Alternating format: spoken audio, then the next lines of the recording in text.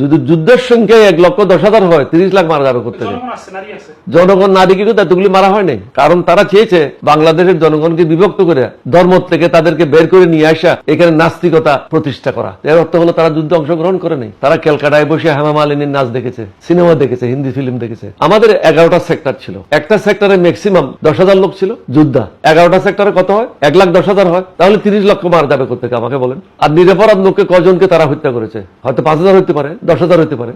Sheikh Mujib Pakistan jail থেকে ছাড়া পাওয়ার পরে গেল কোথায়? ব্রিটেনে গেল, ইউকেতে, লন্ডনে গেল। লন্ডনে গিয়ে ওখানে আমাদের খুব প্রসিদ্ধ একজন সাংবাদিক সিরাজুল ইসলাম বিবিসির, ওনার সাথে তার প্রথম দেখা হয়। তিনি তখন সিরাজুল ইসলামকে জিজ্ঞাসা করছেন যে সিরাজ, সবাই আমাকে এক্সেলেন্সি বলতেছে কেন? বলছে, তখন উনি ওনাকে সম্বোধন করলেন বঙ্গবন্ধু হিসেবে। বলে, বঙ্গবন্ধু আপনি জানেন না বাংলাদেশ স্বাধীন হয়ে গেছে? বল, তাই নাকি? কখন হয়েছে বলো তো?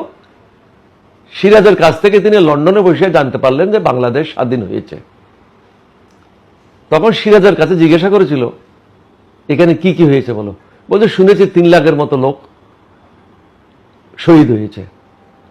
তো 3 লাখকে উনি ইংরেজিতে 3 মিলিয়ন বলে ফেলছিলেন। এটাই সিরাজুল ইসলামের বইতে লেখা আছে। আমাদের 11টা সেক্টর ছিল, একটা সেক্টরে ম্যাক্সিমাম খুব বেশি ধরি 10,000 লোক ছিল যোদ্ধা। তাহলে 10,000 হলে 11টা সেক্টরে কত হয়? 1,10,000 হয়, তাহলে 30 লক্ষ মারা যাবে করতে আমাকে বলেন।